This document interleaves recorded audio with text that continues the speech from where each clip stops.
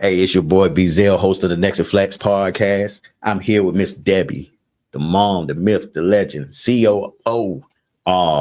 She has so many titles, so many hats, but I'm gonna let you introduce yourself for the people. He said all of them. Okay. I'm just Debbie. Just Debbie. Yeah. But thank you for having me. Oh, I'm glad.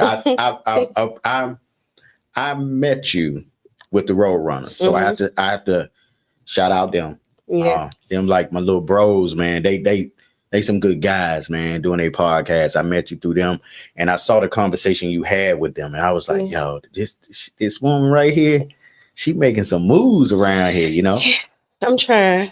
You know, so let's find out a little bit about you. This is gonna be a conversation. You feel me? It's not gonna be no interview. It's a conversation. You know.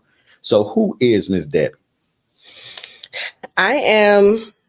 I'm a boss lady, you know, but I'm still a woman, heavy on that, because people get that mixed up a little bit. Like you just, and I'm not. I'm a big crybaby. I'm softy too, but I'm a boss, you know. I love what I do in the music industry. I've been doing it for 15 years, but I'm a homebody too, like real bad. Like I like being at home. I like just cooking and chilling for real, like family and friends. I'm not really an outside person.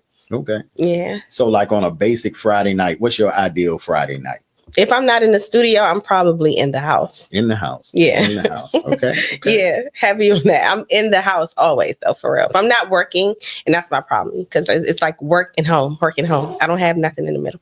Oh, okay. So do you have any kids? I do. I have 2 boys. Two boys. Yeah. 3 and 12. 3 and 12. So, okay, let me ask you this, because I have a few children, okay? Oh. Okay, so with that being said, I have one that's like with that age difference. You know what I'm saying? Yeah, the age gap. Yeah, and so how is their relationship? The older one, kind of like, because I don't treat him like he has to raise him. He's excited to be a big brother when it's time to be one. Oh, wow. You know, yeah. So it's not like, oh, he get on his nerves or nothing like that. He really look at him like they honestly don't pay each other no mind. Okay. So they got their own thing going on. They got their own thing going on. But when the older one, when he's with him though, you know, like I trust him more than I trust anybody around my son. Oh, wow. Yeah. Oh, he's responsible. He's hella responsible to be 12. Yeah. He's like 16 for real. Oh, wow. Mentally. Yeah. Oh, man. So let me ask you this. This is something, I'm not going to say left field, but, you know, being a mom of 2 boys, 2 boys, do you want any more kids? No, I don't. No more? No. If I'm married and my husband says, I want us to have a family together, you know, I accept what you have, whatever. I accept what he has, and he wants to really build that family unit, I would absolutely do it again for my husband. So would you take a man with children? Yeah. Okay. I don't care about that. Okay. Yeah. Okay. I care about the relationship with the mother. Okay. Yeah. Definitely. Yeah. Trust me. So there's levels to what I would take and accept. Oh, yeah. But I don't believe in like toxic relationships, or that the only way you can have a good relationship is if theirs is bad. Yeah. You know what I mean? I would want the person to have a healthy co-parenting relationship, but if they don't have that, I'd rather you not have one at all. Okay. Yeah. Fuck her. Oh, wow. Okay. I got you. So let's take it back to the early days of Miss Debbie. Yeah. You know, let's take it back to like. Yeah, young Deb. Yeah, the young Deb. Yeah. Okay, let's take it back to a 15, 16-year-old. Oh, Deb. God. How if you can go back and talk to your 15 and 16-year-old Deb today, what would you tell her? I would tell my younger self to, if it seems uncool, to do it. Everything I did or thought was cool sucks. It honestly, like when you get older, you realize it's just loser shit. You know? So I agree. I would have just told myself to do all the uncool things. Been a valedictorian, would have been cheerleader, you know, just participated and stuff. I didn't participate in anything in high school, literally. Yeah. Like nothing. Okay. And I wish I did, which is probably why I don't care the same way like the Roadrunners guys do. Oh. I don't have the same attachment. To the school? At all. To the school, to the people, to the time in my life, nothing. Oh. So you were a Clipper? I went to Oxon Hill, yes. Okay. I said you have to. I would have been a Clipper if I would have participated. Okay. But you know what I'm saying? But I really went into school to just be somewhere else besides home. I didn't have the mindset that my kid is able to have. Okay. Yeah. Well, let's talk about motherhood. Mm-hmm. First time you became a mother. Mm-hmm. You know, let's talk about that experience. That was so, you're the first person to really ask me that. That was rough because my son father was like, yeah, I don't want this kid. Like, don't do it. Don't do that. Mm-hmm. And I was just like, all right, bet. I'm going to do it, but I just want to involve you. And I really didn't I didn't give him a picture, a baby shower update, a sonogram photo. Nothing. I didn't tell him when I went into labor. I didn't do any of that. Our relationship is 1,000% different now, what I'm saying? But at the time, I knew I was ready, mentally, and it was something that I needed personally for myself because I wasn't in the best place. I was 26? Okay. I think. Yeah, I was 26. And it's it helped me grow up, if I didn't have my son, who knows what I would have still been doing at that time, but I needed it. So at that time, did you have a passion for music or anything at that time? Yeah, so I started doing music young. And at that time, my son's father, we were already doing music together, which is why he didn't want to pursue any of that. You know what I'm saying? He was like, want to do what he wanted to do, whatever at the time. But I was definitely doing music then. I was, I think I was doing DC Tell-All Media at that time. Okay. Yeah, which was my blog turned radio show. We didn't call it podcasting back then, like you guys now. Yeah, it was radio show. Yep, a radio show. Yeah, but I was definitely doing music. Yeah, and I went right back to it. We're talking about he was still in the bassinet. I went right back to it. Okay. So let me ask you this: How did music fall in your lap? My brother. Your brother. My brother. He's 3 years older than me. Let me tell you something. If it's one person on this planet that I know genuinely loves me, it's my brother. Our relationship, I love my brother to death. And he could rap his ass off for real. He was rapping at the time, but I was getting family to come out, selling tickets for him. At the time I was underage. I was minor. Okay. You know what I'm saying? So I'm I'm promoting him, not even knowing what it is. I think I'm just helping my brother. But my brother, he was in and out of jail, a lot. And then he just was fuck that shit. Fuck the rap. A lot of them do. I always say the most talented artists are in the basement somewhere. They're not on these platforms. They're somewhere not rapping, unfortunately. He was talented as hell. But I started with my brother when I was very young. And it just kind of rolled out the red carpet for me until I met Trell. But that was several years later. I was, I think 17, 18 maybe, when I was helping my brother. I met Trell when I was 22. Yeah, and it's just been on the gas ever since then. So how did that happen? I was coming back from off a cruise with my cousin, right? Okay. And we had stayed in Miami after the cruise, went to the club. Y'all know Live in Miami. Oh, yeah. We went to Live that night, and I had saw Greg and Muhammad and Trey. So I knew them before I knew Trell. Just actually had met them through Tabby, we're doing stuff with Tabby back then and everything. Okay. And when I had saw them, they invited me to come over to a session. We in another city, those my big brothers, by the way. They own Sycamore Oak, they in the museum stores, all that stuff. They got all that good shit going on. So when I went over there, Trell was just there. He was just cool as shit. I didn't really know him like that. He was an addition too, but his manager at the time, I really just talked to them throughout the night, not much, and kept in touch. And then I had found out when I got back to DC that it was this whole rap world going on that I was not introduced to, because I knew Go-Go and I knew Tabby Bonet and I knew Wale. That was all I knew. You didn't know about the hip hop scene or any of that? No, because it wasn't as vibrant as it is now. You had 6 people who people really knew about, which I would put Booby and them in there. But outside of that, it was Trell and them was something so different at that time. There was nobody looking like Trell that was coming from here, just the shirt off, they didn't give a fuck. So but I got my start when their producers asked me to manage the Slutty Boys. I used to blog about them all the time. The DC Tell-All Media, my blog, I used to just blog. It's why don't you get on board and come manage? And yeah, I had a event one time. It was Rated for Radio. Was it Rated for Radio event? And the Slutty Boys came out It came. Some of them came. Mm-hmm. It was pretty cool, man. Got to chop it up with them. Different times. Yeah, I used to do a little bit with the music myself, here and in Atlanta, of course, So coming back here, I was like, I knew doing music here for a little bit, I knew it was a little bit behind where I was. And so my thing was, when I came back here, I wasn't touching music. I didn't want to do it. It had turned me off in Atlanta, and I was very successful with it as far as, some of the people you see on TV, I was dealing with stuff like that, but it ended abruptly, and I just came home per se. I never, 2 weeks before I came back here, I never had any idea that I was coming back here. You know what I mean? And when I came back here, and then I was like, I fell off in the studio because my man was like, come rapping. And I was like, man, I don't even, even when I was in Atlanta for the last few years, I wasn't rapping. I had artists. Behind the scene, I had studios, all that. So what happened was I went to the studio, and then I started hanging with the Landover guys. And then I started getting that itch. I was like, you know what? Let me do this. Then I said, man, I'm gonna throw a show, because they don't know how to throw shows up here.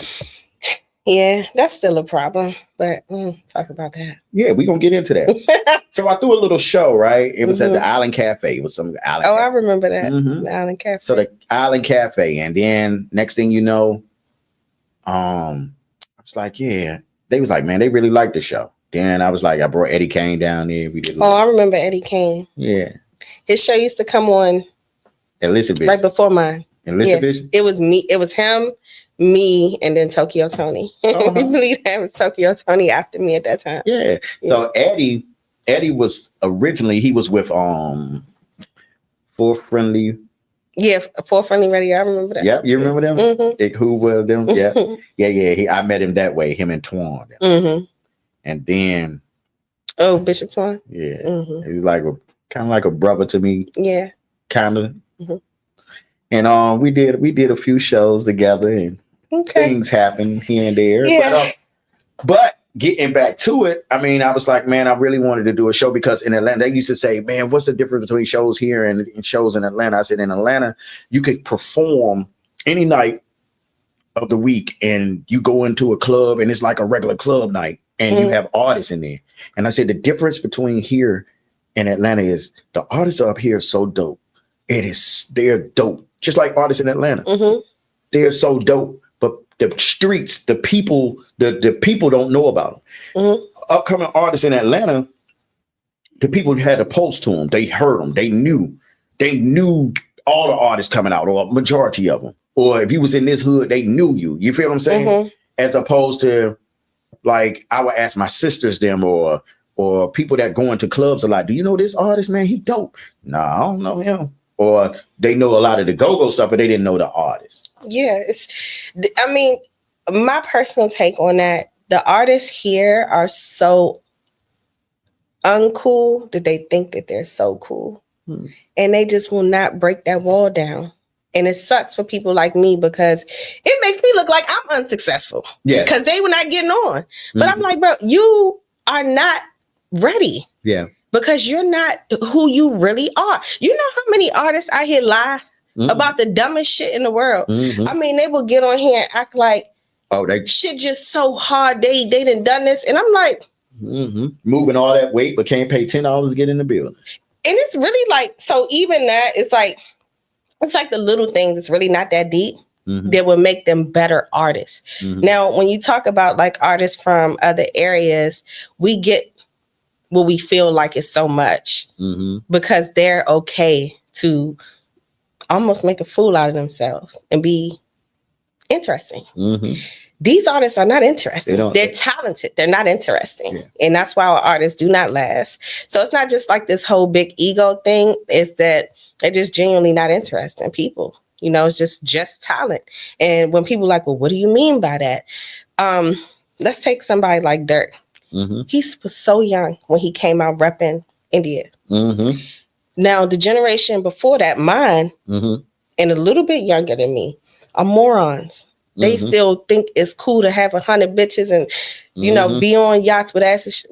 Let me tell you something. If you really paid attention to how much the industry is changing, then you would have known that your authentic self would have been more interesting than the facade. This is not a fake it till you make an industry no more. No. It's a show up authentically who you are industry now. And DC artists, DMV, whatever you want to call it, they struggle with that. They don't show up who they are because they don't say, I got $6 today. You know, they act like everything is okay. They don't share their stories or anything. So it's really like, and this is, I mean, I work with so many people, you know, so many people, and it's so devastating to repeat the same thing over and over and over again. When you think you're getting so close to getting over the hump, and I can see when it's not going to happen. I can see it a year out. It won't happen with this person. Well, let me ask you this. This is what I was about to ask you.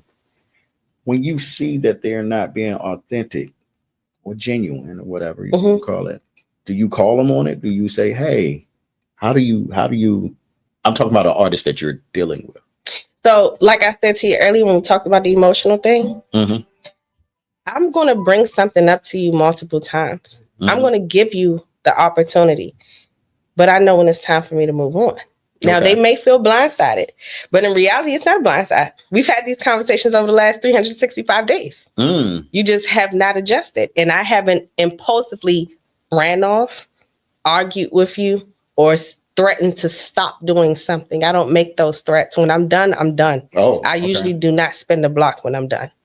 So have you ever fell out with an artist and then, you know, came back and started working with them again? No. It's done. It's done. Yes. I'm okay. I mean, I'm going to tell you why.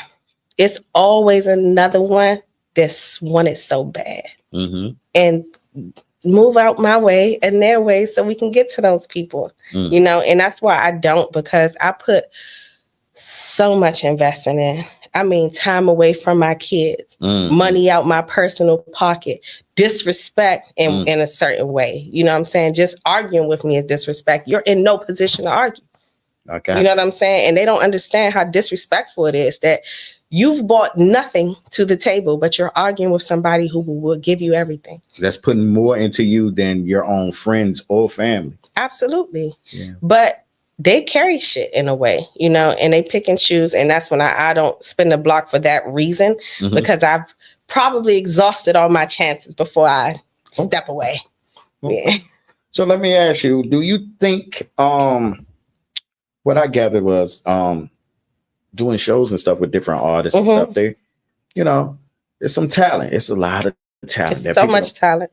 Do you, this is the one thing that I did notice, besides this little dance that they all did. They took 2 steps forward, 2 steps back. They spin around. They take 2 steps forward, doing a beat, tap, tap. And I'm like, dog, y'all got to have more stage presence than this. It was a lot of them tried to sound and look like they were from someplace else or what they saw on TV, when I felt like, look, be you, be who you want to be. Don't try to copy Wayne or Baby or something like that, because they already doing their thing. The industry already have them. Be who you are. They don't know who they are. And like, so what I've experienced really, like when it comes to shows, and what makes artists have like terrible shows is they're so scary to be front and center that they got 15 people behind them.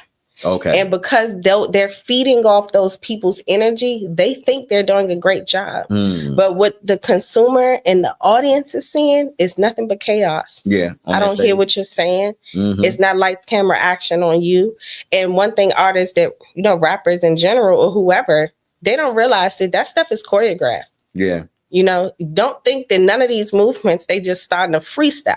We watching young NBA YoungBoy do it right now. That's choreographed. How the fuck do y'all think they know where to cue the lights? Rehearsal. They done it already. Practice. You know what I'm saying? Every time, if you go look up any YoungBoy clip on TikTok, when he's doing shot calling, he do bing bow, but he do the little punch move. He does it every time. You know what I'm saying? Like he does that or whatever, but it's all choreographed. These artists, taking the time to do that instead of arguing with me will make more sense. You know what I'm saying? Because you give a mediocre show. I always say every time you perform, that should be an opportunity with somebody else in that audience or behind production should be reaching out to book you again. Just like you watch me interview with somebody else and I'm sitting right here. because Okay. what you heard in my previous interview, that's how they should be on stage. And it's almost like that none of the time. Because most artists here are shitty performers. They need a lot of work performing. Yeah. They don't give anything to the stage. And then they get mad because they say, they'll get a manager and say the manager couldn't get them on. And it's like, yeah, everything is our fault. Yeah. Like, not understanding, if you pay me, I work for you. But new artists, we do so much for them that they have it misconstrued and what they need to show up and do. And I've learned to kind of scale back too from when you deal with a manager who's already resourceful, you are entitled whether you believe it or not. Yeah. Because we already given you things that you didn't really earn. You know what I'm saying? It's just you have it because of my resources. Yeah. Not because they just genuinely interested in you. Now let's get them genuinely interested in you when you show up and show the fuck out. You know, now you make it worth my while. You know what I'm saying? But they don't see that. What they'll do is just burn out another resource and another resource and another resource you don't have anymore to give them. And then they hit a brick road, stagnant. You trying to figure out what happened with this person, you know, and it's like, I can't do nothing else for him. Yeah. I gave you everything. I gave you so much, you know, and I love what I do. That's what makes me wake up and do it. Managers, we get paid on the back end, bro. Yes. So if you ain't making no money, that means I'm working for free, essentially. But the artists expect you to pay for their stuff? They don't expect you to pay. I think people who, like the kind of mindset I have is whatever got to get done. Now, I didn't say you don't owe me back. I just said we got to get it done today. Okay. You know what I'm saying? And like anybody in my position should be willing to invest in their talent. You just can't let that go too far, because I've watched some people take from other people and then they got taxed. Okay. Like real bad, you know, and they thought this person was their friend and they had their back and they said that they fuck with them and they want to build with them. It's bullshit. They're going to tax your ass. I tell people all the time, when you step out the house, nobody gives a fuck no more. Yeah. You know, that's what your mommy and daddy is for. I was wondering. I didn't know what was going on over there. But yeah, okay. So let me ask you this. With the artists you deal with, right? Do you put them through like a trial? Yeah. Hell yeah. They be thinking it's sweet that I ain't put you on paperwork yet. I ain't put you on paperwork yet because I don't know if I still want to work with you or not. So sometimes it's like some time before I present any contracts. I always give it time. I let it breathe because I've learned that I don't like a lot of people, you know, and I might not like your ass in a couple months. You know what I'm saying? And like I said, on to the next one. And what I mean by that is that I'd be damned if I give anything else to this person. You know what I'm saying? You're not worth it, because some people will fuck your resources completely up. You know, if you give them to the wrong person. Some people, you build all this shit and they, you know what? I think I'm gonna take a break from being an artist. Like, what the fuck? You know what I'm saying? Like, after a month of doing all that shit. So I do it for that reason. I like to, you know, test it out a little bit. Like now I MGE this, MGE that. I had known the CEO for like not that long. Really, we met like maybe 2-3 years ago. I didn't really say I was going to be involved till a couple months ago because I'm just testing, you know, like really let me see if this is a good fit for me or if it's or vice versa. Do you go off energy, or how do you make your decision? I'm very observant in the way people treat me. Okay. You know, and what I bring to the table. A lot of times people be like, you got to fight for this and you got to demand this. If you're in the right situation, you do not have to behave that way.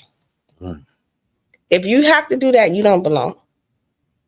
And I've learned my lessons several fucking times because I work with a lot of different teams. I watch one artist go through 3-4 teams. You know what I'm saying? And like, you'll know what makes sense for you over time. And for me, I don't like pairing with people. I don't like co-managing either. Unless you're a tour manager or you're strictly on bookings or something like that. But like just like day-to-day co-manager, I don't like that shit. Because it's always one person's going to show up way more than the other person. Oh, yeah. But it even bothers me when my client has more than one name for their booking contact if I'm doing all the work. That bothers me. So I don't really like shit, but I've learned to be a team player. You know what I'm saying? Like, all right, you got see first. You know what I'm saying? Just see. And I felt like when I met him, he had a lot of similarities to me and how I move, meaning he's not very emotional. He's very to the point. He's very much a businessman. He don't give a fuck about your feelings or none of that. And I love all those things about him. That's why we work very well together, even though he drives me crazy sometimes. For the exact same reason. Okay. But it's like, it makes more sense business-wise because people don't want to admit that your colleagues first and friends second. Yes. And they don't like that. I've lost clients because of that. They want to be friends first. Friends first. So let's talk about you being a young lady, attractive young lady moving around in an industry predominantly men, male driven. I mean, is it difficult for you? Sometimes. It's positive that they see you as one of the homies, because like the sexualized part is gone. But at the same time, once men see you as one of the homies, they kind of forget you're a woman. You know, and it's like trying to communicate certain things, or like looking at you, or like say I'm out and we like 15 deep. I want to feel protected if I'm with 15 niggas. Okay. You know what I'm saying? But the fact, if I'm with people and like they don't check to see where you at, or like I've been with other guys too, and they'll grab you, make sure you up there first. Like you right in front of me, I got eyes on you, you good. Like that kind of stuff I appreciate. I hate going anywhere with men and they don't give a fuck about my safety.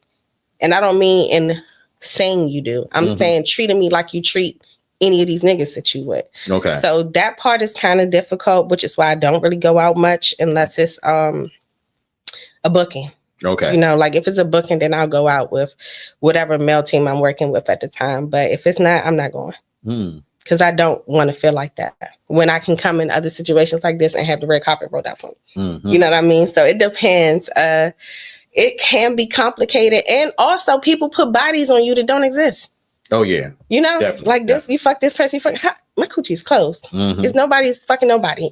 And I hate that because that's disrespectful to me. What makes you think I'm attracted to that nigga? You know what I'm saying? Like, and that part sucks too, because you ain't trying to carry the other person or put them down. But sometimes, like, say I'm working with a team of 15, it might be 2-3 dudes on there I'm cooler with than others. Like, I don't have a problem saying, like, Brian, can you come get me? You know what I'm saying? I don't want to drive. Or one of my other homeboys on the label and shit. But if I ride with that person too much, then I must be fucking them. And it's like, what type of shit? But it's disrespectful overall. So I'm going to ask you something. Can I ask you?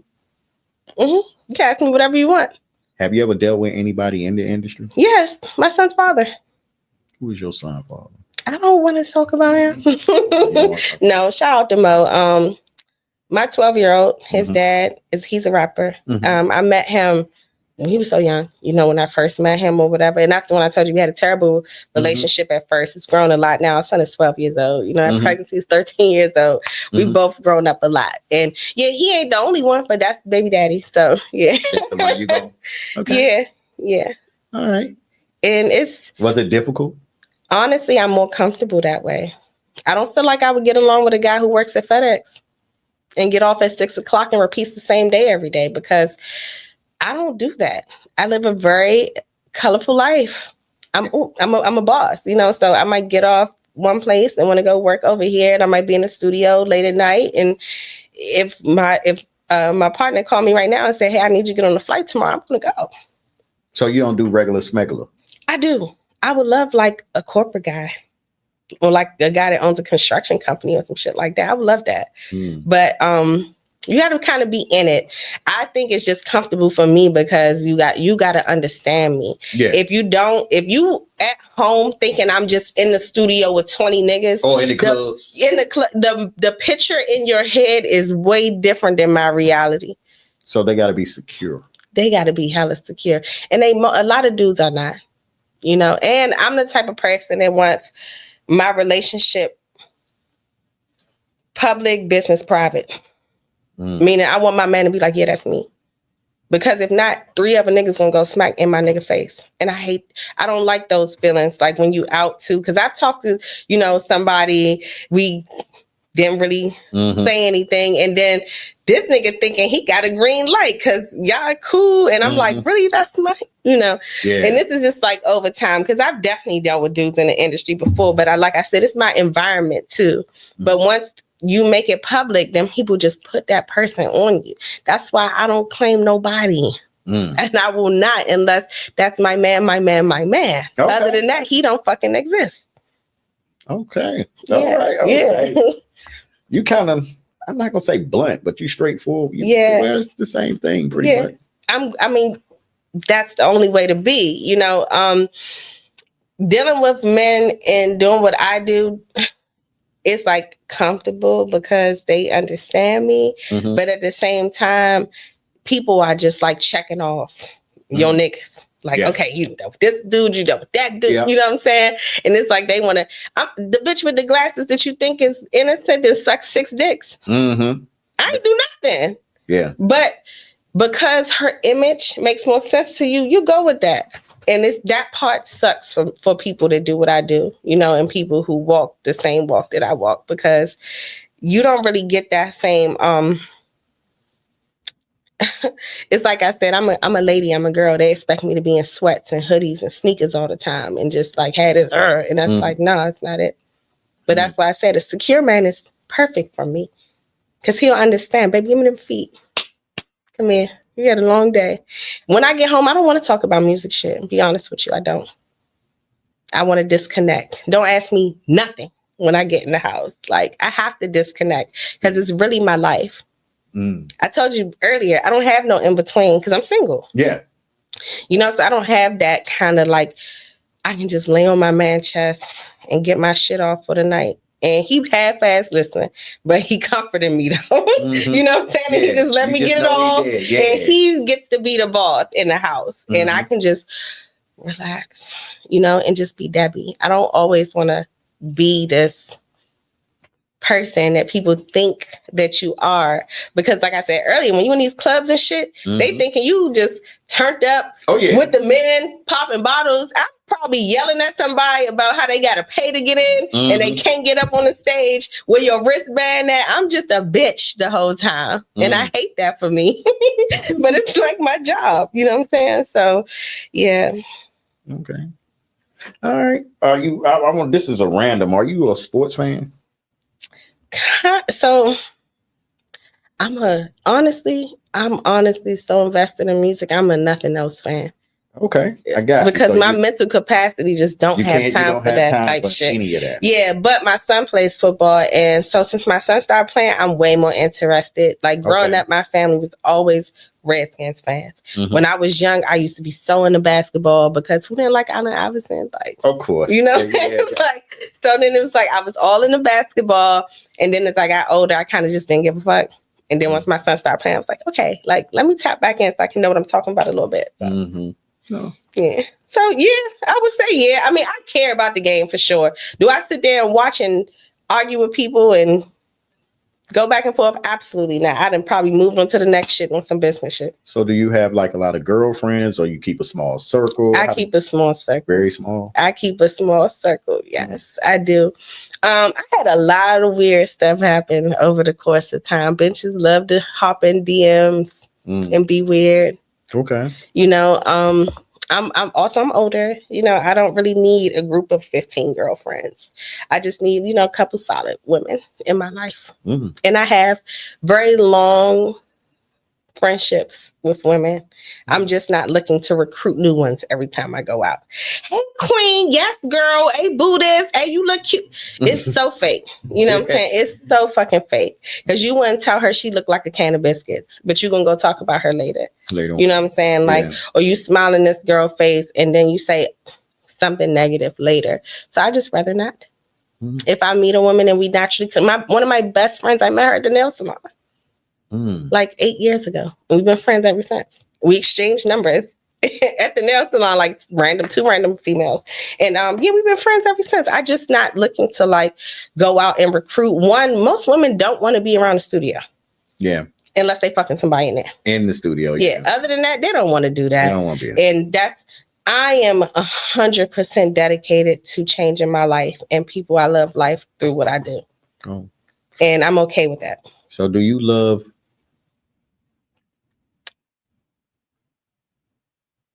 being in the studio? Do you love seeing the creation aspect of it?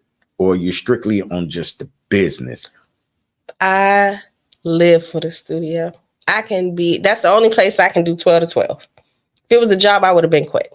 You know what I'm saying? Like I got clock into, I got 4 to 6 hours for you. But studio, I love everything about it. You know, it makes me happy, literally. You like the creation process? I love the creation process, and I'm a part of the creation process. You know what I mean? Like from production and different sounds and the writing process. And you ain't like Ike Turner, are you? Joe Jackson, maybe.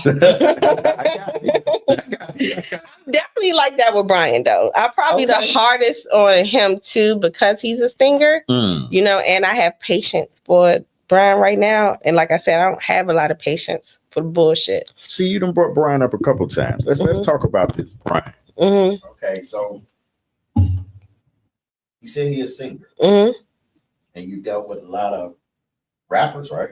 I still do. Okay, so how is that different? So first of all, Brian is my only client that I'm managing. That's why. Okay. Right now, he's the only client I manage. I was working with Pinky. Pinky's Prego. Shout out to baby Max coming in January. Okay. She's focused on her pregnancy. When I transitioned directly into Brian, you know what I'm saying? Not even like after Pinky, it was at the same time. Now on my label, I have 7 artists, Brian included on that label, but he's the only one. MGE. Shout out to MGE, the label. Now I do work with Trail still to this day. Now you asked me if I would spin a block. That's full circle moment there. Trail has other managers though. It's not just one of us. Okay. But these are people who I started my career with. But it's very different. I told you, rappers are easy. I take the hood niggas any day. Any day. Is Brian easy? No, he's not. Is he your headache? He's one of them. They all are in different ways. Brian is more adamant about things. If he was on here getting interviewed, we would leave here and he would ask me immediately, when is the interview dropping? Did you talk? He would ask me tomorrow, have you followed up with them yet? And that's kind of like a pain in my ass because I know what I'm doing and I don't like anybody to interject on how I do things, you know, but I get it because it's still new and exciting for him and he has his own goals that he wants to accomplish through it. But they all are a headache in different ways.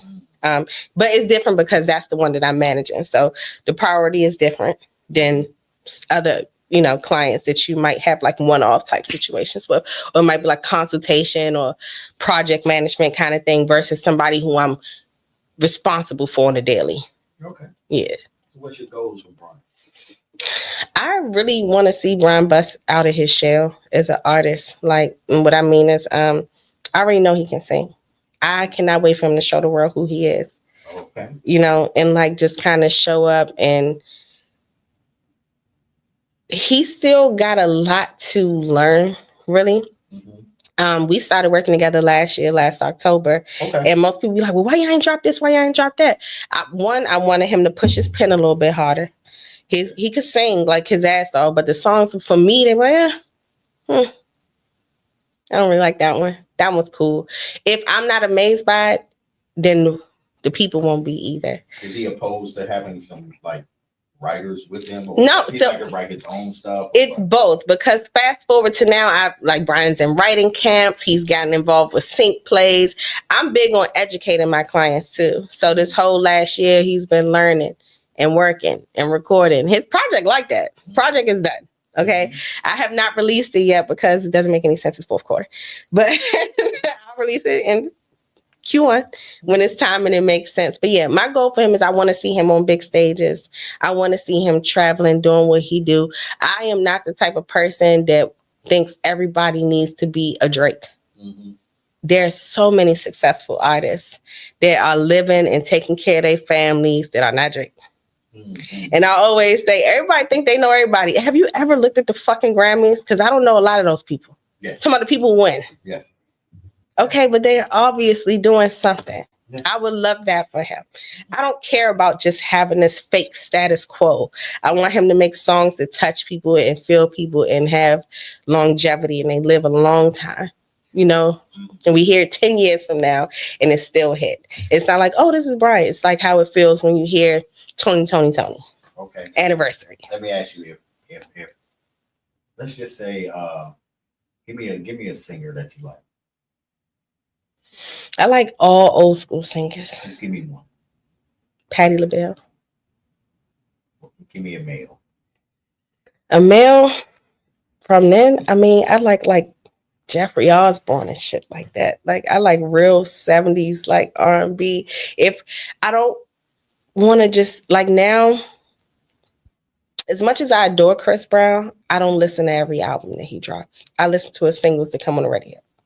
So let me ask you, if Chris Brown or I'm trying to think because right now he's like one of the biggest stars. He is the biggest star. Yeah.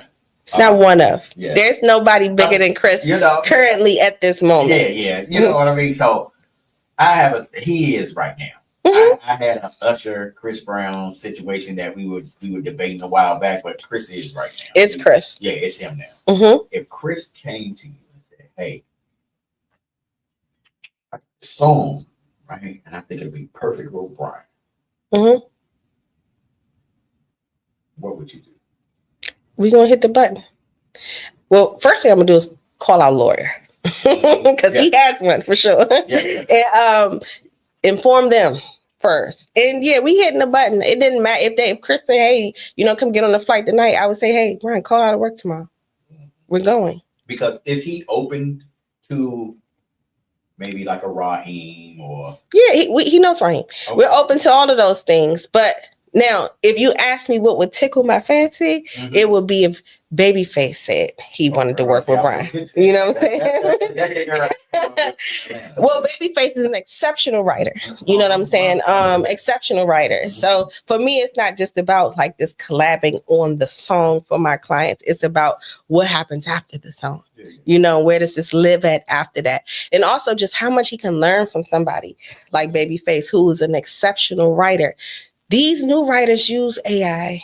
They use help. They use different tools that writers like Babyface didn't have back in the day. And when you look at so many artists, Babyface wrote their music. You know what I'm saying? It doesn't, and I can go down the list of talent. You know what I'm saying? But yeah, that would make me go crazy though. I probably lose my shit then. And that's no slight to Chris whatsoever. But I'm thinking about as far as what he could produce for him, writing wise, not just the collaboration. Because as we know, collaborations can die. Yeah, definitely. People spend a lot of money to collaborate in a song. It's just what I say. Well, see, that's what I was getting at. I was getting at as far as because a lot of artists have those writers, a lot of singers have writers. Like, and you'd be surprised at something. Well, you won't. But like I'm talking about the common folk. Oh, the Babyface wrote this. Oh, R. Kelly wrote that. Michael Jackson wrote that for them.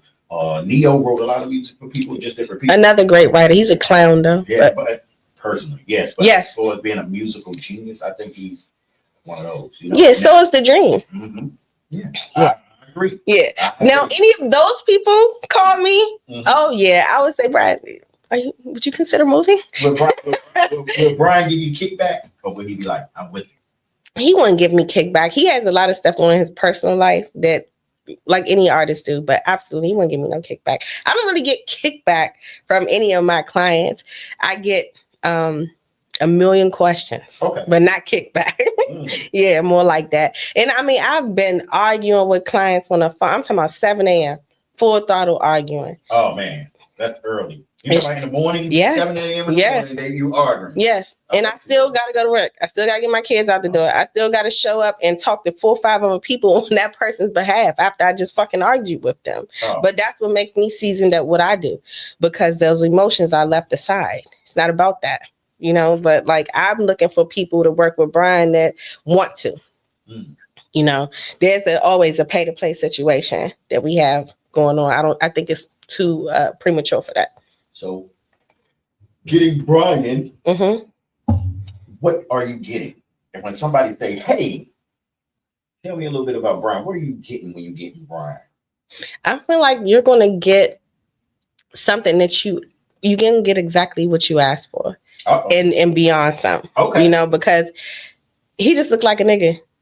But then when he sing, it's like you get this whole other sound out. And they be like, I mean, just meeting him. And well, he's a nice guy. You know, but people don't, he doesn't look how he sounds. And I love that. That's like our secret weapon. Because nobody expects that. They were like, what the fuck? Well, I'll play a song. They were like, that's right. And I'm like, goddamn, you done heard him talk 100 times. I done played you 100 songs. You know what I'm saying? But I'm like, this is what I look forward to every single time. And I mean, I had the same thing with Pinky. I knew that whatever we did, she was going to shut that shit down. You just knew. I know it because I don't invest in people who not worth it. I can be at home, like I told you. I like doing. You ever decline working with someone? Absolutely.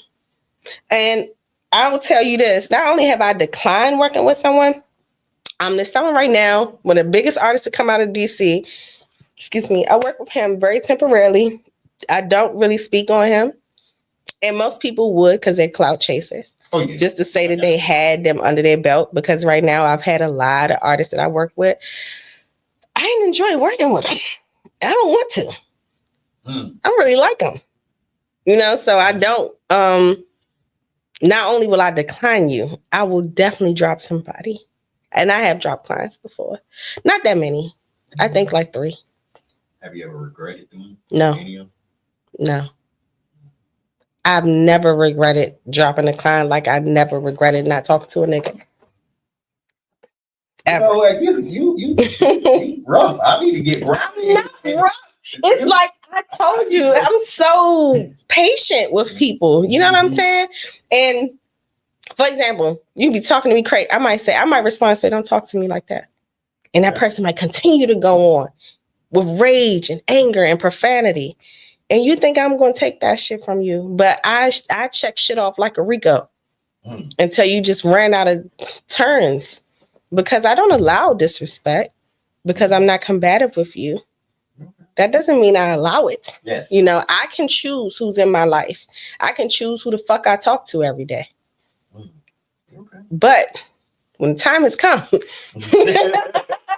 the time has come. And sometimes it's like, yeah, bruh, not only do I not want to talk to you again, I don't think I want to see your ass again either. I'm cool off of that. Like, I went out with somebody the other day and I know for sure I don't want to see that person again. Yeah. Not like animosity, but it's like, I'm just good off of you. You know what I'm saying? Again, I am 38 years old. Okay. I'm a grown ass woman. And at this point in my life, it's my choice. It's my decision and what I want to do. I don't want to talk to you. You talk about bullshit. You're a negative person, you know, and then I'm not a big venter. So I appreciate people who I can vent to because I don't do it often. And if I do it, that means I have some type of trust in you. I cut off a girl about a year ago because I had finished a show, one of the biggest highlight moments of my life. It was the last year, by the way. I'm not going to say what it was, but it was a big show I had did. And I was responsible for doing it for somebody else. And I had so much to fix the next day. And that person called me and said, what you doing? I said, man, I'm fixing such and such and such. And when I hung up with that person, they called another person and said, she said such and such. I never spoke to that person again. Never. Because I don't do mess, you know, and I feel like it's fair for me to get off my shit. If me and Brian, if I book Brian or Trell or whoever for a show and it doesn't go right, and you is somebody I'm cool with, that knows what I do, been around it, call me the next day and I'm telling you how much it was for me and you make it about the next person, I can't fuck with you. Because it's not just that person who's going through, it's my shit. I'm going through it too. I'm talking to you from where I'm sitting at it at. And I don't vent a lot, you know, so I'm telling you like, damn, I gotta do wop today. Because a lot of what I do, my clients don't see. You know, I'm alone a lot. I'm constantly working for them. I'm working 24/7. You know what I'm saying? 24 fucking 7. I'm also fixing a lot of their bullshit. They don't think they did anything wrong. You know what I'm saying? But the way people move, I'm like, yeah, I might gotta call that person tomorrow. And like, you know what I'm saying? Like, because not everybody takes shit, you know what I'm saying, the same way. And when I don't have that safe space, I can't fuck with you. Yeah, because I'm not a big banner. I'm not a big crier or any of that. So you kind of hold your stuff to yourself a lot? My little small tribe of girlfriends do it for me. If I had a man, I'd be laying on his chest, talking to him about it. Like, because you know why? I love men that don't have much to say. He just listening. Like, he just listening for real. He really don't even give a fuck. He just want me to feel good about it. That's what I like. Like, I don't have that, but it's like a relief for me, you know, because in my space full of men, they're not emotional. They'd be like, yeah, stop crying. What you fussing for? What you just for? You know what I'm saying? They only see women as women who they're sleeping with. They don't see women as women who you do business with. They've cut that off so they can focus on business. And I get that.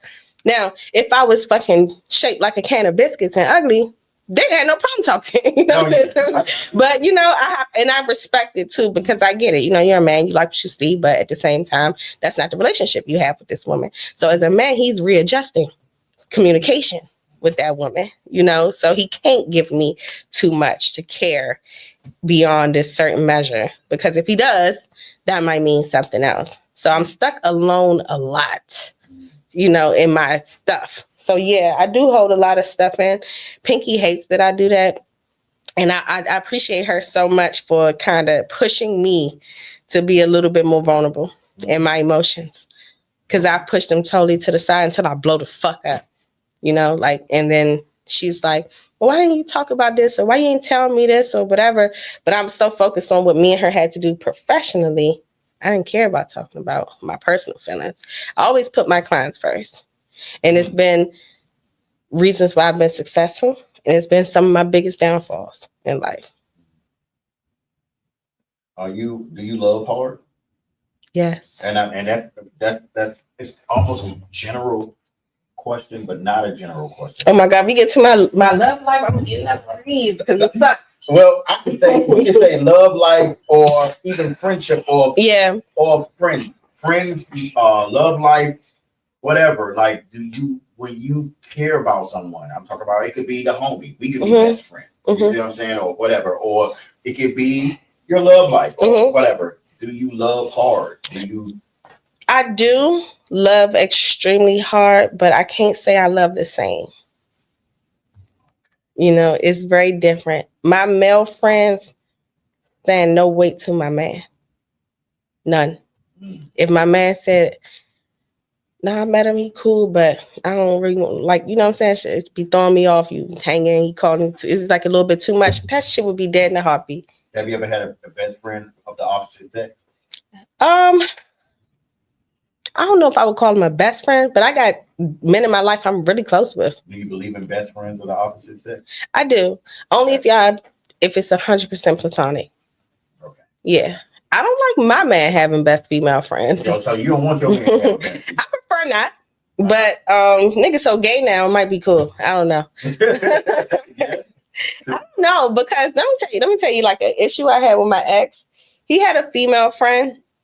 And I always knew like she had some type of liking towards him, even if it wasn't nothing happening in real time. Yes, because with my male friends personally, I don't talk about my vajayjay. I don't talk about my sex life. I don't talk about how good my coochie is. It's not an invitation for them. So I don't talk it like that. Okay. But when women do talk like that or want more attention from them that they're trying to give to their woman, I don't like that. Okay. If your bitch calling you, hey bro, I'm gonna talk to you later. I don't even talk to my guy the same. I don't call my man bruh.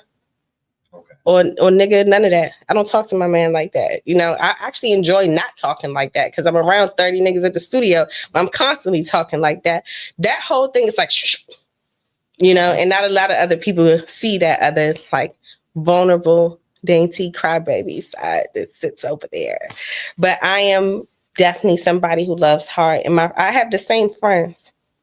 You know, I don't really, like I said, I'm not really trying to recruit 10 girls like, hey, queen, hey, you're a baddie. You No. If it's natural, then yeah. So can you be domesticated? Absolutely. I love that shit. Okay. For the guys that want to know. I love, like, nothing makes me happier than like cooking for my man, bringing him his plate, washing the dishes, washing his clothes. Baby, they go, your laundry right there is folded for you, ready for you. Like, if I know he at work and I'm at home, his food gonna be done by the time he get home from work. Like, I love doing all of that type of stuff. He got a business going on, baby, I'm gonna back your play. What you need me to do? He got a kid. What your kid need? Like, it's all one together. I love being domesticated. Oh my goodness. I know. But niggas don't like that. They're dumb. You don't think so? Well, I can't say that. I would say that I haven't had the best of luck in the last, like, since I've been single. I've been single for 3 years now. Single for 3 years. Yeah, and I haven't had the best of luck based off of my poor decisions. It's not just bad men. It's just that when you like people who don't like you back, you asking for it. You know what I'm saying? You're asking for it, and that goes both ways. I got a homeboy right now. I tell him all the time, women do not play hard to get, and it's nothing you can fix. She don't like your ass, and I need you to understand that. When a woman talks to you crazy, when she disrespects you, when she causes harm to you, if she does anything police related, if she makes you feel like shit, she do not like you. You are not the nigga for her. It doesn't matter what y'all did. It don't matter what raw sex y'all have. None of that matters. And I try to tell my man, sis, because he's stuck on somebody who just do not like, it will never be that. And women have to realize the same thing. And I think for women, especially if you're attractive, I promise you, people tell you pretty all the time, or you got a nice shape, you this, you that. It's going to be one nigga who don't see that in you. And women do not. You think y'all take rejection bad? Oh, we take it bad. Especially if you're already attractive, you know, because you'll let this man treat you like shit over and over and over again. Till you realize, till you meet one that really puts you on that pedestal. That's really what it takes for us, you know. But when you're in that type of situation, you don't get it until it's already in your face, you know. So it's my fault. But so has Miss Debbie ever had her heart broken? Yeah, I have. I say it takes two for that, because when I told you earlier, like, I love different. I can love you, but that don't mean I'm in love with you. That sound, you sound like, you know what? That's some game you tell somebody. No, but I'm not in love with you. No, it's different. I love you, but I'm not in love. It's different. I feel like in order to be in love with somebody, they have to love me back. If the love is one-sided, then I just love you. It's not an in love. So have you ever had to love somebody from over there? Absolutely. Goodbye. Adios. I don't care when it's that time, though. Like my son's father, I don't inquire about what you do with your personal life, with your sex life, with who you bonding with. I don't care. When that's a wrap for me mentally, it's a wrap, period. And I can still be your friend. No, why do I come back for what? You already showed me who you were. I show up to people exactly how I would want them to show up for me. Honest, present, caring, understanding, vulnerable, not non-judgmental. And when people give you their ass to kiss, you better know all they're going to do is give you the left cheek the next time you come back. They will do it again. You know what I'm saying? So I don't like coming back. my grandmother used to always say, you look better leaving. Your backside looks better than the front anyway. Yeah. And when she used to fall out with people, and I understand that. Like my grandmother always used to say, don't be nobody's dog. Yeah. And I learned that I'm not gonna be your dog. Yeah. You know what I mean? And my thing is, in this conversation that we had, I told you it was gonna be a conversation. I wanted to touch on the music. I wanted to touch on, some of your past. I wanted to touch on what motivates you, what keeps you going, all of that. You feel what I'm saying? I didn't want it to feel like an interview. I wanted people to get to know you. You asked me the best things I've ever been asked. People ask me, and it's probably because of how I show up, and it's because of the last clip. So all they see is like all these business and professional questions. And it's just like I tell my clients, that's boring. Who are you? Yeah. And I appreciate you giving me the opportunity to kind of speak on who I am, because I have somewhat of a reputation to not be that approachable. Yeah. I am approachable. Just don't say nothing dumb. Yeah. But I'm very approachable. I'm not always in business mode. Absolutely not. No. Hell no. I have my moments and my times, and I appreciate you guys for just getting to know me in that sense. Okay. Well, Okay, let's do this. 5 words to describe Miss Debbie. This word, I don't like it, but it is what it is. Strong, humble, kind-hearted, vulnerable, and smart. That's some good stuff. When it's all said and done, and you hang it up, Mm-hmm. what do you want to be remembered by? I want to be remembered by how much I impacted and changed other people's lives. From my family to kind of every person that I touch professionally. You know, like seeing them just go crazy and knowing like, I did that. It's a big part of that. That makes me happy. That's what I want for myself. When they giving you your what is it called? Lifetime Achievement Award, and they going down all your motherfucking accolades, that's what I want for myself at some point. Yeah. Hey, you have a lot about you. Like being real, when I saw you and you was with the fellas. With the fellas. And you fit in, you was like chilling with them right there in the middle. And in the middle, put you in the middle. And it's like, yo, you know. What's that about? Yeah. But I mean, and you had so much knowledge to give, and it was like so many questions I wanted them to ask you. But it was like, you know, and it was like, yo, she's full of knowledge. Thank you. And it's so much that you can give people. It's so much that you can help people understand. You know what I mean? Mm-hmm. You know, I get that a lot. People don't know that I know what I know about the music business as far as the PROs, ASCAP, PMI, CSAC. Before I came up here, artists weren't getting paid for that. By the time I finished with them cats, everybody was getting paid for performing in clubs and stuff like that. And the reason why is because I only taught them about BMI. Yeah. Like all the DMV artists had BMI, and it was because it was like this. I showed them. You feel me? And it was a blessing to be a blessing. I didn't want nothing back. But when people say, I got my BMI, I was like, you do understand it's more. But I purposely only showed them BMI. You feel what I'm saying? As far as I'm what CSAC still is. I'm a songwriter, all of that. But with that being said, talking to you, I said, and I've seen a lot. I've heard a lot of stories. I done seen a lot of pretty faces say, yeah, I do this. I done met people's godmama. Yo, I'm Pinky's godmama. I'm Sierra's godmother. Yo, I work with Q. Man, I work with Rico Wade. This, I've seen so much. I done seen so much. But when you came in here and you sat down, it was like you could tell it was genuine, it was real, and it was authentic. You feel what I'm saying? Yeah. And you're an authentic person. Like if I could say something just off the short time of me knowing you, it's that you're very authentic. I appreciate it. And I do want to touch on a couple more things before we end it. Okay.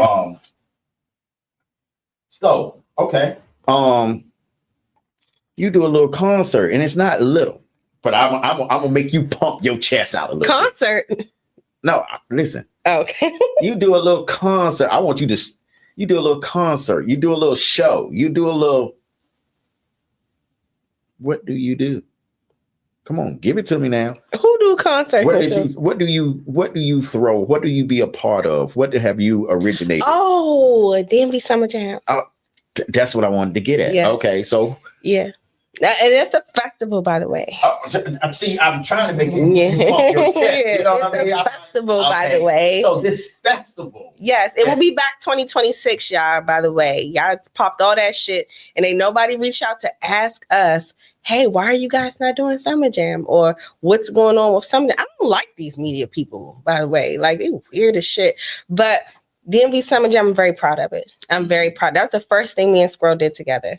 Squirrel is the CEO of MGE. Shout out to my label MGE.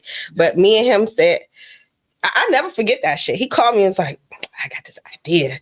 And it was like 11 artists. Me and him was on the phone constantly. I'm talking about like, he would call me 4 or 5 o'clock in the morning. Hey, I got another idea.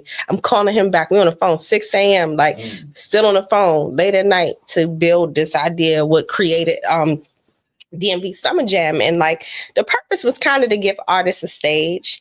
You know, me and him have worked with artists who've been able to be bought out on somebody else's stage. Okay. And I told artists all the time, that shit is false. And people are not here to see you, My nigga, they here to see that person that's coming on behind you 2 hours later. And we wanted to give people a stage to pop their shit, you know, or not. Because we found that out too.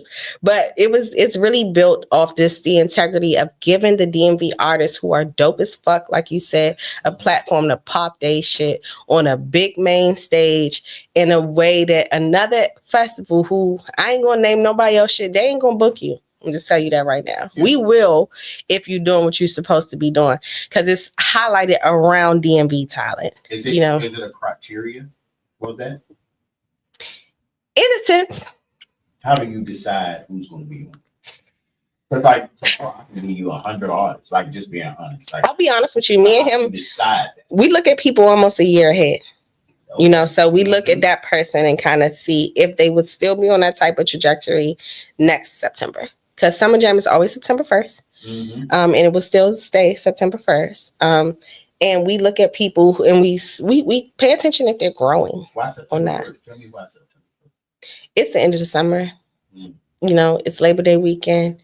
And our focus is to get people closing out the summer and get back focused on school, which is why we, you know, trying to tap more into the community and giving back. Like on first year Summer Jam, we gave away book bags on stage. That's amazing. It was dope as fuck. We had people donate and give out book bags like literally on the stage. But year one Summer Jam, we did that bullpen. We had 26 artists. Everybody's like, oh yeah, you know, y'all should have kept doing it there. And it failed because y'all decided to go out ward off. Let me tell you something. For everybody that's not from Maryland. Okay. I'm proudly from Maryland. So is he. But it's not about that. It's also about Summer Jam should be held within the DMV. Y'all never going to know where we doing Summer Jam next. It could be in Maryland. It could be back in DC. It could be in Baltimore. Be in VA, could be in 757, you know, but the purpose is to spread that shit throughout the DMV. So will Baltimore be in the DMV? We don't play that shit. You a fool if you don't include Baltimore. What about Richmond? I'm including Richmond too. It's in Virginia, you know, and we work with other promoters and investors who are spread out, you know. Okay. But the point and the integrity behind Summer Jam is to help artists have a space to really perform. They don't really have those stages where they get their rocks off. Right. You know, like the stage we had last year cost us a lot of money to have that stage. You know what I'm saying? Like, y'all niggas ain't never been on that kind of stage before. Like, and the purpose in doing that too was like also to show people you might not be ready for this kind of booking. So this was coming. You have one coming up September 1st. Yes. Well, yes, we are. You're gonna have it September 1st. I am going to have Summer Jam 2026 September 1st. We did it last year at Blue Crab Stadium, which is in Waldorf. Totally different vibe than before, but people like, I'm gonna tell you what we failed at with Summer Jam. We should have closed the seats and pushed everybody to the floor. You know, but again, we had the entire venue that we rented out and we let it rock. We had suites that we sold. Now, the plus about that place, other than bullpen, you were just outside. Yes, okay, porta potties, ain't no shade. Yep. You know what I'm saying? It just is what it is. And it's not, honestly, it's not as safe as the other place was, where we can put you in a suite. If you like Shy Glizzy, he came, took his black truck right to the field, performed, and he left. You know, that he didn't even have to do because he had another show in Richmond, by the way, that night. But we will do it again. We didn't because we now have a studio that we renovated. It will be open to the public very soon. My partner, he's very impulsive. You know, he'll have an idea and make the investment. He like, listen, we got to run this, you know what I'm saying? I'm like, oh shit, we got a whole new venture that's going on. But it's good for us to kind of take the time because we need to build a board of people for Summer Jam. It is honestly he and I bringing people in on like a one-off type situation, hoping that they do their fucking job and we can hire them again next year. It has not been successful on that. Okay, so we're going to talk about that because I'm interested. I think I can help a little. We talk about that off this mic. Yeah, for sure. Yeah, we're gonna talk about that later. And my partner right there, I think we can help you a little bit, just a little bit. You know, I think I got something because that right there, I think that's a beautiful thing, and I see it, and I mean nobody was doing it like that. Appreciate that. We've had some people try to mimic, but even he and I don't really get caught up in the semantics of all that bullshit. You know what I'm saying? I had 100 people DMing me about a recent concert. It was like, yeah, they copying y'all. And listen, and I said, imitation is not a form of flattery for me. You know, it's almost like slightly disrespectful because we really should all be working together to add to the pot, regardless, even if it's just an activation outside of the actual event. Because Summer Jam is a huge thing, and it takes a lot for us. It takes us months to produce. I mean, we work on this shit for months. You know what I'm saying? And we need strong people that can lead another team of 12 to 15 people. That's what we need. I'm not worried about volunteers. I'm not worried about somebody to work the GA door. I'm worried about real strong leaders who don't come in and want to be ego driven to just say, look what I'm doing here. And I have access to X, Y, and Z. I need people who really believe in Summer Jam. They want to see it grow. They want to invest, whether it's their time, financially, their resources, or whatever, and say, hey, listen, I want to be a part of this and build with y'all. Broccoli City didn't start out with that, all them fucking people that they have. You know, that work for Broccoli City now. It had to start somewhere. And I tell people all the time, Summer Jam is an indie festival still, meaning that it was budgeted through our resources and people, private investors. You know, we didn't go to the state and get these grants and all this shit. Like, it was like us. So us losing anything hurts a lot. Oh, yeah. It ain't money coming from over there where they just gave us a check. It's money to dig us guy. You know what I'm saying? Like, yeah, hustle to get. And you talking about like 3-4 artists costing 6 figures for us. You know what I'm saying? So yeah, definitely want to bring back Summer Jam. We just want to do it smarter. It's not about just locations. Everybody, yeah, well, if y'all would have had it in DC, just fuck up. You don't even know what you're talking about. If we would have had the right everything, marketing, the right leaders in place, even the lineup. He and I don't always make the best decisions on who should be on the lineup. We're not perfect. You know, we pick and we project, we estimate, and you know, it don't always work that way. This shout out to Primo Rice. I can't wait to book Primo for Summer Jam. Okay. You know what I'm saying? Like, me and him have people who just gotta make sense. When we book and we go based off like an overall budget and then break down from there. And then sometimes people just don't make it. You know, that cut that year. That don't mean we're not interested. There's so many people that we still haven't put. And by the time we bring back Summer Jam, we're gonna fuck everybody head up with what we doing. If they think they can predict what he and I are doing next, they cannot. It's Would whole you be different. interested in letting artists perform with a live band? Yeah, some people did. Yeah, some people did. The problem is your time is too short for that. Yeah. If they're openers, you know what I'm saying? Summer Jam has multiple hosts, it has multiple DJs. So it's not, can you imagine one DJ DJing from like fucking 12 p.m. to 10 p.m.? Absolutely not. You know, we switched those things out, stuff like that. But yeah, we're open, period. It's still a new thing. It's only 2 years old. Okay. You know what? I'm telling you, I mean, you are so resourceful, and you like I'm not gonna say a hidden treasure because people know you. You know what I mean? And it was funny. My man had commented on one of your pictures, like, man, he commented on something, and he was like, yeah, she been deserved her flowers. She been doing it. Thank you, friend. and shout out Dale Dollar. Shout out Dale. Yeah, Lando. Man. Shout out Dale. Yeah, man. And being honest, man, if people out here to recognize you and they see what you're doing, and you keep doing what you're doing. You feel what I'm saying? It was an honor and a pleasure to have you here. I was excited. I don't get nervous. I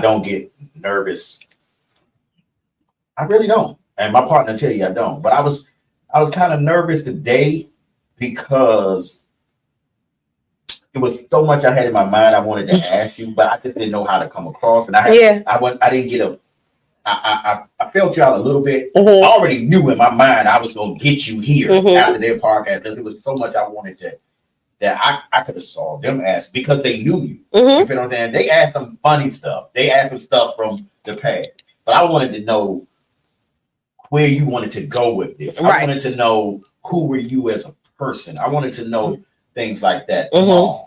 Yeah. You know what I mean? Have you on the mom. The thing for the guys that's out here that want to shoot their shot that's marketable out here. You know, what would it take? You know, I wanted to know about your artist Brian that you brought in here. You know what I mean? And he had good energy, like being real. Like even I'm big off energy, and when I saw him, man, he was good. You know, Brian don't drink. No. Yeah, I love that. So all the club promoters will be like, yeah, I want to offer him liquor. I'd be like, he'll take the money. Yeah, take the money. I'll take the money. Yeah, he doesn't drink. Take that bottle money. And see, that's how you know you got a good manager. Because I drink. But why would I be like, yeah, keep the bottle so I can do that? Who gives a fuck about that? You know what I'm saying? Like, let's get this money. You drink later. Somebody else to buy drinks. But yeah, I always take Brian with me places. He's still new. He has a lot of people to learn and just be a part of like the experiences and stuff. Like, it wouldn't be no point in bringing Trail. He's done 1,000 interviews. Yeah, you know, I should just talk to him too. Well, you know what? We gonna get him back in here. You know, I have a lot of podcasts here. I did a couple myself. I haven't really dropped them. I dropped one with Bello, but I'm gonna get off into it because I feel like I can ask people what need to be asked. Yeah, you feel what I'm saying?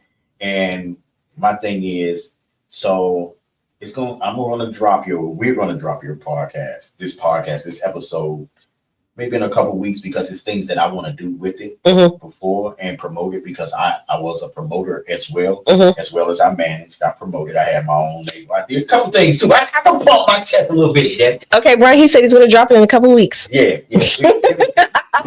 So go ahead and Brian though. Before he be here, you be like, "What's up?" Because we gonna clip it up. We gonna give him his plugs. You know. Yeah. How do you find Brian? Like, do you have his Instagram, his TikTok, or anything, or do you? Like, or say, find him with you. Are you in my bio still? Yeah. You are, right? Okay, yeah, he's in my bio. Okay, yeah. So I did change my bio. Yeah, so we're gonna check our bio out, and we're gonna find the real Brian Blake. We want the real Brian Blake. Yes. Brian Blake. Yes. And it's Brian with a Y. I'm a Brian Yentz. Yeah, Brian with a Y. But the thing is, I'm gonna tell you that Brian Blake. Yeah. Hey, that sounds like a stuff. Thank you, because that's not his name. We changed that in the beginning. Who came up with that? I did. He's a liar. He did not come up with that stupid ass name for himself. On the next one, we're gonna interview him. We're gonna bring you in too. Thank you. He did not come up with that. He did not. Because he said he came up with it. He's a liar. His real name is Brian. Okay.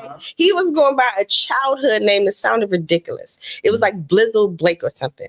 And I was like, you absolutely cannot come out like that. Like, me and him literally sat down together and I was like, all right, what's your middle name? And then he told me his middle name. Then we both tried it. He was like, I don't really like that. I said, yeah, I feel that. So I kept the Blake from his made up name because it was Blizzle Blake on Instagram. Blizzle Blake. I like Brian Blake better than Blizzle Blake. Thank you. When you let Brian, can Brian speak real quick? What? Producer, I would like him to speak on that mic because that mic, if he speaks. Remember he cut him off. Turn the power on real quick. But it sounds way better, right? So then we both agreed, and I was like, okay, Brian Blake. This is cool. Okay. Sounds good. So, Mr. Blake, I want you to say something on the mic real quick for him. Unplugged because it's big. Yeah, unplugged. Okay, so but that's how we came up with it. So we kind of chopped up his real name versus what he had on Instagram till we both just agreed that this sounded best. And we've been rocking with Brian Blake, and we love it. It rolls off the tongue. And you know what? It sounds good. It sounds like a star. And I wanted him to, because I know he know his handles and stuff like that. I wanted him to actually say that, and people would hear it and I can chop it up. But we're gonna do that later. But I think you got something with that name. That name itself. His ass can sing too. I'm about to get to that. So if he have a great name and he has an image, being real, looking at him, I see it. I see it. You know what I mean? I know artists when I see them. Yeah. You know what I mean? And I know I can see a star. I can see somebody had that it factor about him. He got something about him where people like, what does he do? You know? And I thought he was a rapper. You told me. Everybody thinks that, but that's how I told you. That's our secret weapon is that everybody thinks he's a rapper. That's gonna you know. And then they hear him sing, they're like, "Oh shit!" That's gonna mess them up. Like I said, I want to work with you. I want to do some things with you. I have something in mind. Also, me and my partner Will. He had Capital Magazine. He's Capital Magazine. Be in the streets all the time. That's how I met him. Yeah. And we clicked up in the pandemic, and we got this place. We got one little studio room over there. Next thing you know, I said, man, I want more rooms. I got this room, and then I got other rooms in there. Then we got the other side. The guy that was hating on us, and we ended up getting the side. We was like, yo, we gonna get your side one day. I'm not the guy that was hating on us. Yeah, man. So but at the end of the day, and I'm seeing the fruits of our labor and our hard work, because it's like people like you coming in here blessing us. You feel me? Like, it's an honor and a pleasure. Like, I'm ecstatic. Like, I'm like Brian. Yo, Jamal, when we dropping this, You know what I mean? Me off every time. You know what we gonna do? And honestly, and this is raw and uncut. We gonna flip it up, and stuff like that, because like there's some good jewels in here, and like, oh my God, we got to get a part 2 with Brian, because we gonna find out how he got this name, because you gave it's not first. From him. He said, but he was fine with the Blizzle or whatever it was. Bizzle. Brian Blake. Bizzle. Yeah. You do. You see, you were already working. Yeah. Cheers to that, because that was crazy. So, yeah, that's great. So definitely look out for Brian Blake. Definitely look out for that Summer Jam. DMV Summer Jam 2026. 2026. Studio be open to the public soon. Oh, okay. Studio coming open for the public. Yeah. And what else you got going on? I don't need shit else right now. Okay. Like, the studio is a lot. I can't wait to drop Brian's album. You know. When is it coming? Q1. Okay. That's my word. Okay. He's probably pissed. Okay. Because they want to drop all the time, but Brian's album be out in the beginning of the new year. When the time is right. Pinky's album is still in my vault. We never dropped it. Okay. We still under Rock Nation with Pinky. Her baby's due in January, so we'll see. Okay. Where she at? That's something else that's next. I mean, it's not done. It's still just pending. I'll be back with DMV Summer Jam 2026. I'm still consulting. I don't advertise this, so y'all hear it here first. I'm still consulting. I still do artist development and talent development, and that's I'll leave it right there for right now. All right. Well, it was an honor and a pleasure. Thank you so much for having me. I hope this is not the last time. I'm hoping this is the beginning of something beautiful. I honestly appreciate you and Mr. Brian Blake. What you said, Blizzy? What was it? No, we. Okay. But before I head out, bro, shout out to the whole MGE, like my whole team. Like, shout out to Squirrel, that's my partner in everything I do. Like, everything that I do, I love that nigga to death. Okay. He definitely pushes me, and he young as shit, but he pushes me. Like, he tests me and pushes me. So shout out to Brian, Trail, Z Wayne, Mari, Kai, Jizzle. Who I'm missing? A-Town, man. A-Town doing this big one right now. Like, shout out to the whole MGE and everything we got going on with the label. Because we about to stomp the fuck down. Just saying. We are. Man. Pop your shit. We are. Thank you. And this is BZell. Next2Flex Podcast, man. Up close and personal with Miss Debbie. Man, y'all catch me later on. We out. I appreciate you.